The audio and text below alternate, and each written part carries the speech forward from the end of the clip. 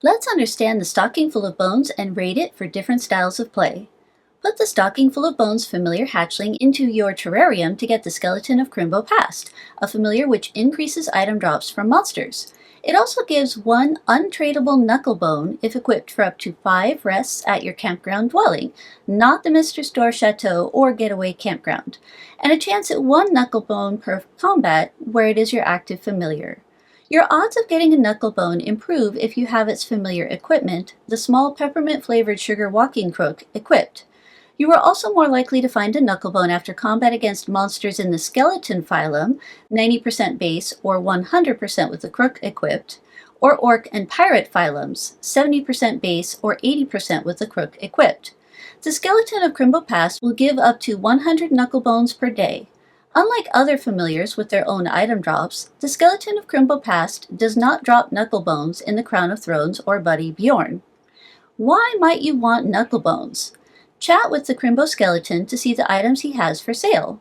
Once you purchase an item, it cannot be purchased again that day unless you ascend. You can purchase items using either Knucklebones from your inventory or Hanks, but purchases made with Knucklebones from Hanks are also deposited into Hanks. The first 3 items remain the same from day to day and cost 5 Knucklebones each. The Smoking Pope is a size 2 epic quality booze that can be drunk to get 50 adventures of the unwishable effect ordained for an additional 50% damage against skeletons and 50% chance of item drops from monsters. The prize turkey is a size 2 epic quality food that can be eaten to get 50 adventures of the unwishable effect tryptophan for an additional 50% combat initiative and 100% meat from monsters. Lastly, medical gruel is a size 1 spleen item that can be used to get 100 adventures of the unwishable effect grueling gravitas for an additional 200 and 200% to maximum hit points, 5 pounds of familiar weight, and regenerate between 50 and 200 hit points per adventure. Any of these may prove to be useful while tackling council quests, but once you defeat the naughty sorceress, you'll likely want to save your Knucklebones for the final daily sale item. Many players will hesitate to buy these items at all because it means fewer Knucklebones to purchase the final daily sale item. The last item the Skeleton of Crimbo Past offers for sale each day is from a Crimbo of yesteryear. Notable items offered for sale so far are the untradeable Trivial Avocations board game for 1,999 Knucklebones, a Crimbo Carol Chapter 1 for 1,779 Knucklebones, and Rethinking Candy for 2,710 Knucklebones. The mall price for Rethinking Candy prior to the Skeleton of Crimbo Past offering it for sale was 825 million meat. So those who could afford to purchase Rethinking Candy could make a tidy profit on their Knucklebones, or enjoy a powerful Old Crimbo skill. Sadly, there are already many familiars to juggle both while tackling council quests and after defeating the naughty sorceress, depending on whether you need meat, items, more combats, fewer combats, higher monster level, weaker enemies, hit or mana point restoration, and so much else. The Skeleton of Crimbo Past increases item drops, but other Mr. Store familiars do so while offering additional abilities, such as the Jill of All Trades' trick-or-treating maps, or the Grey Goose's ability to duplicate item drops. It's hard to justify using the Skeleton of Crimbo Past over other more immediately useful fairy-type familiars. I'm writing this on Crimbo, and the Skeleton of Crimbo Past came out on December 1st, so that's 25 days with the familiar in the game. If we ignore that Knucklebone drops were not capped at 100 on the day of release, then a player who used the skeleton to maximize Knucklebone drops every day could have accumulated 2,500 Knucklebones so far, or 5,000 Knucklebones with looping.